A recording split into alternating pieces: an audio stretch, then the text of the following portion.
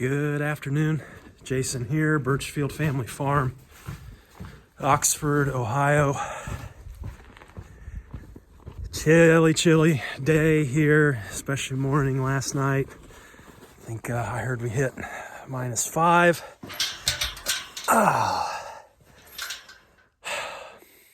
We are pushing through though, pushing through January. Almost out of January here. I'm excited about that. Looking forward to maple syrup season. That's right around the corner. Just taking a look at the weather today. We've got a brief warm up here. For maple syrup, temperatures have to get above freezing during the day and then below freezing at night. And that negative pressure causes the sap to run. But every year, I was just thinking about this today, every year we tap at the end of January, and then every year it seems like we warm up right around then for 3, 4, 5 days, and then it drops off again. And of course, when you're below freezing during the day, nothing's going to run.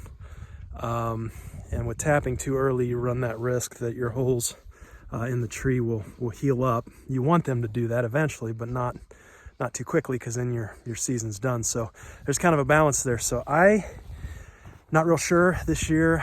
I'm thinking about holding off and kind of letting this warm spell, especially since we've had the single-digit temps. Everything's really frozen. It's going to take probably more than a few days for stuff to thaw out. But we'll do a few videos on maple syrup, small-scale homestead maple syrup production. We make about 10 gallons of syrup a year.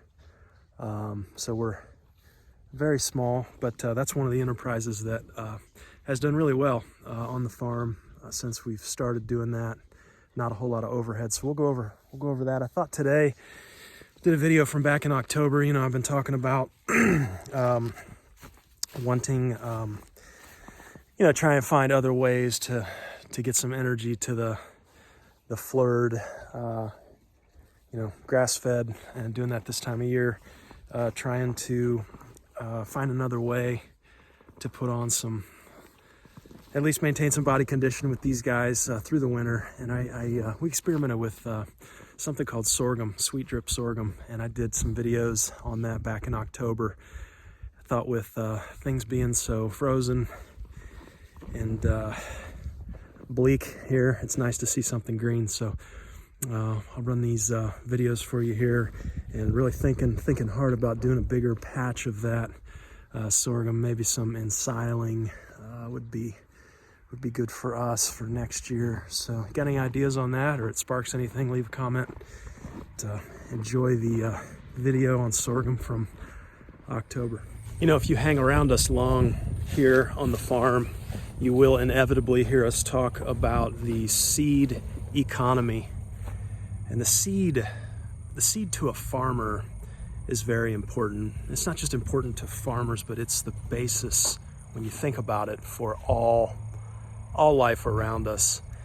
But there's an economy. There's an economy to the seed and to the way that God gives and the way that He creates. And I love being able to be in the mix of that and to experience that. Because there's an inherent goodness to the seed and the seed economy. There is just such an abundance when we connect to this way of life, when we connect to the way that things grow and just have their being naturally. There is such an abundance. And if you don't get anything else from our videos or things that we're showing or doing here, I hope that point is shown, and that it's appreciated, and even that we would inspire people to be a part of this economy, this seed economy.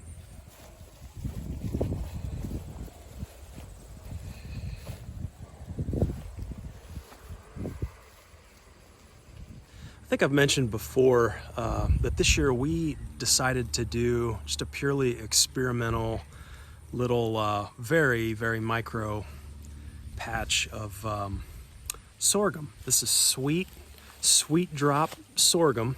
was just curious about it. I know it's very good for grazing, but also it puts on a really, really prolific seed head, and those seeds can be saved. But also these canes can be cut and pressed, and then it produces like a liquid that can then be boiled down 10-to-1 ratio, and you can make sorghum syrup, I believe is what it's called. And I think it's very similar to molasses, but you can see these canes. I've been amazed at this. I planted 4 seeds. This is what came out of 4 seeds. So let's talk about why sorghum. Why is this stuff appealing to me? Why experiment? Why did we do this?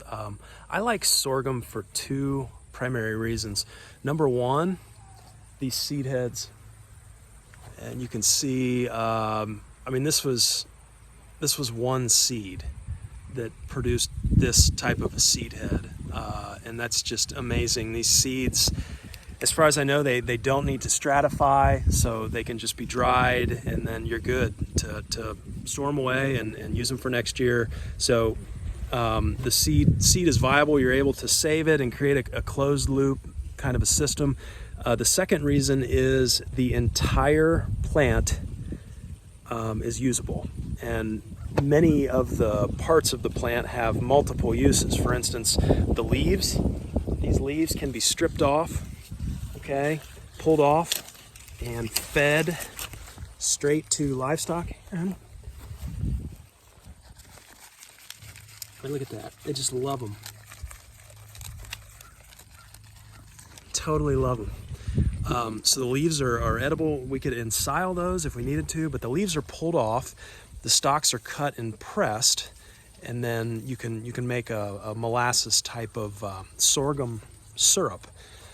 So the entire plant can be used. The seeds can even be used for like a grain. I believe those can be ground as into like a flour. We haven't done that. I have no experience with that, but that some people say that. Chicken feed for the seeds or the grain. So tons of uses. Easy to do on a small scale homestead type of application. Okay, a couple seed heads here. Sorghum. Let's see how the roosters like these things. Hey guys, what do you think? Look at this. Huh?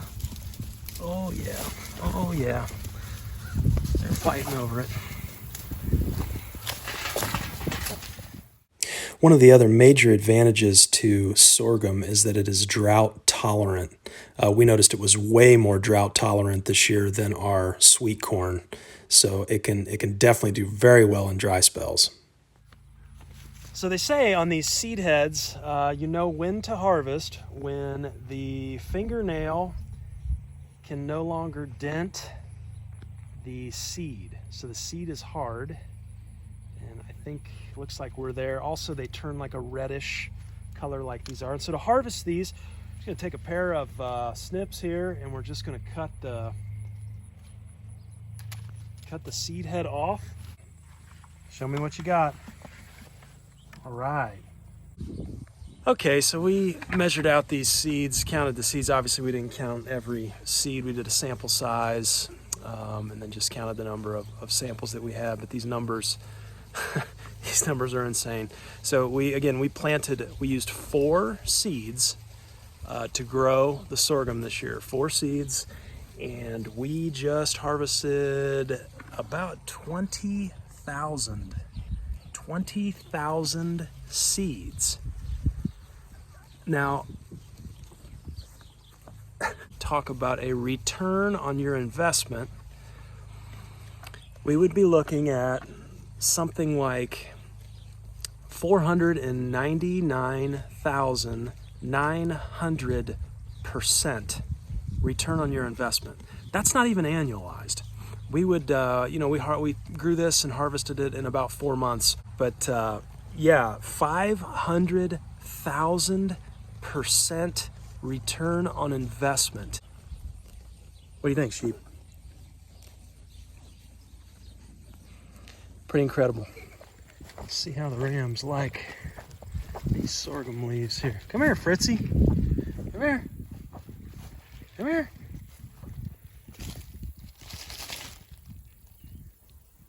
Come on.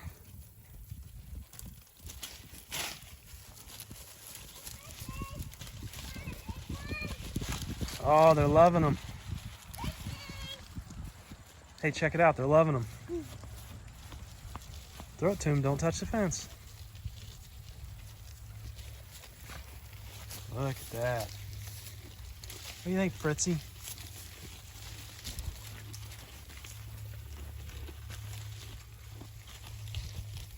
Good stuff.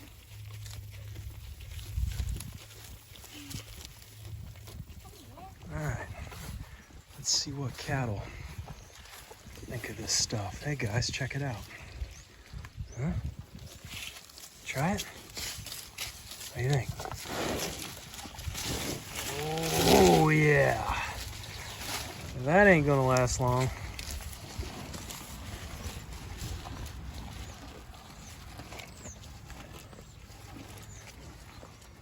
Okay, so we ended up boiling down the canes that we cut, and we boiled it down to this here. It's just a very dark syrup.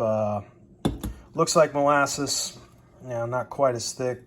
We could continue boiling, but definitely smells and tastes like molasses. So, we did not end up pressing it. The canes are super hard and just were not pressing well. I think, we would need a specialized press. And looking into it, a lot of the old timers, used to run the horse-powered presses even, with big gears that would really press this stuff out. So I think if we could figure out a way to press, I was really excited about potentially using our maple syrup evaporator. Just another use for the evaporator. We use the evaporator like once a year. I'm thinking, well, okay, maybe late summer, early fall, we could be putting that evaporator to use on this stuff here. But I don't know, not a whole lot of yield out of those canes. Of course, again, we only planted 4 seeds. So if you had a field full of this stuff and you had a way to press it, I'm sure you could make some pretty useful stuff. Not sure if we'll continue with the syrup side of it here, but definitely impressed with the overall usefulness of the sweet drip sorghum as a whole. Hey, if you are still watching this video, you're a rock star, and I am going to send you seed. If you could use a small packet of sorghum seed, comment sorghum seed, write that comment, post it, and let's do this. First three people to comment, I will send you a small packet of seed, viable seed that we harvested from last year. Take care.